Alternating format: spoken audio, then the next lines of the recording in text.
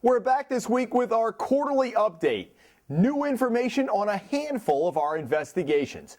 We begin with developments on a story we brought you nearly 2 years ago. I'm asking you, do you live in the caretaker's house? I'm saying I'm not talking to you. Yes or no?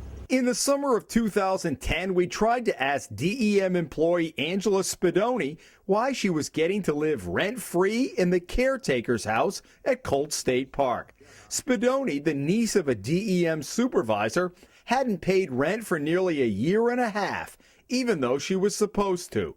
The state was also picking up thousands in oil and electric costs. A total of 5 people were disciplined after our investigation showed they dropped the ball. Michael Sullivan, DEM's director at the time, ordered Spadoni to repay the state $9,568 and agreed to an installment plan. We've learned Spadoni has only paid back $5,923 of it.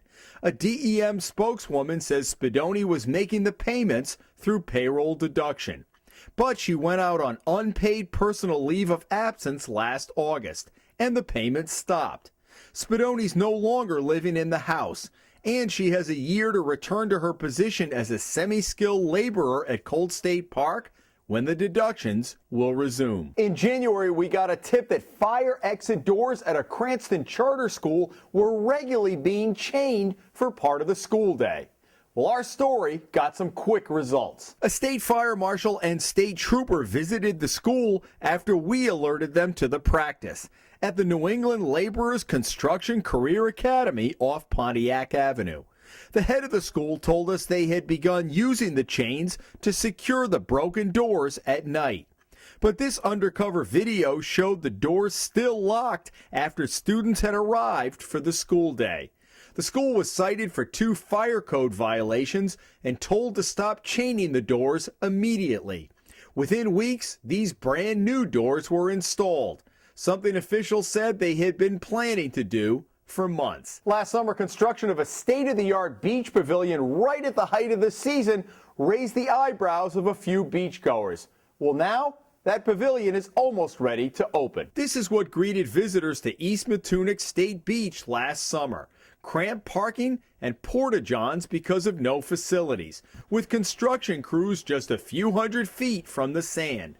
This is what they'll see this summer, as the Hummel Report got a sneak peek last week of the new $4 million pavilion, a state-of-the-art, environmentally friendly facility, complete with lifeguard tower.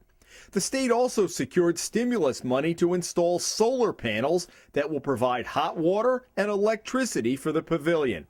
There will also be ample shaded area for extra hot days, something they didn't have before. It should be completed by early May, in plenty of time for the beginning of the beach season. Fall River Mayor Will Flanagan was sworn in for a second term 3 months ago. Next month, it looks like he'll face the recall petition we reported on right after his inauguration. Retired city firefighter Bob Camara, along with Dan Robillard, ran into legal obstacles when they made their first attempt to start a recall petition in December. They are waiting the requisite 90 days after Flanagan's inauguration to begin the process at City Hall. Once approved, they'll have 2 weeks to secure signatures from 5% of the city's voters, about 2,400 people. If they get that, Mayor Flanagan would be the first in the city's history to face a recall vote. Embattled Rehoboth Police Chief Stephen ENOS has kept a low public profile since being forced out of his job a year ago. Well, now we've learned that ENOS has applied for another chief's position 1,400 miles from Rehoboth. After a series of Hummel Report investigations about ENOS in early 2011 that helped cause a shakeup in town government, the new Board of Selectmen voted to put the chief on paid suspension last May. He never returned, and his contract ran out in September. ENOS tried unsuccessfully to obtain a private investigator's license from the City Council in East Providence, where he was an officer for 20 years. The Hummel Report has learned ENOS applied to become chief of police in Port St. Lucie, Florida, a city of 35,000, an hour north of West Palm Beach, and a world away from his troubles in Rehoboth. The motto of the department is courage, knowledge, integrity. The clerk there tells the Hummel Report ENOS is one of about 4 dozen candidates for the position, and a decision won't be made until later this spring. Last fall, we reported from Block Island about a trash hauling controversy that wound up in court on the mainland. Now that lawsuit is moving forward. South Kingstown businessman Mark Cullian went to court after the Block Island Town Council rejected his bid last fall to take over the trash hauling contract from BIRM, the Block Island Recycling Management Company, offering $157,000 more to the town for the service, but losing out on the contract anyway. BIRM has tried to have the suit, first filed in Washington County Superior Court, dismissed. The case has since moved to Providence, where a judge denied that motion, meaning the suit moves forward. Finally, it seems that we can't do an update without Fall River firefighter Michael Coogan making the cut.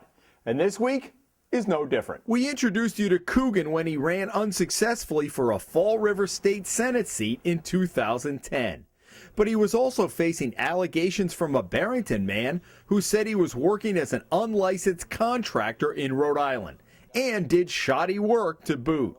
A state board agreed and fined Coogan tens of thousands of dollars, but he has ignored the judgment. That resulted in the Rhode Island Attorney General's office filing criminal charges. Coogan, who has since filed for bankruptcy, was arraigned earlier this month and pleaded not guilty. He's scheduled to be back in court April 2nd. That's a wrap. We'll be back next week with a brand new Hummel Report investigation.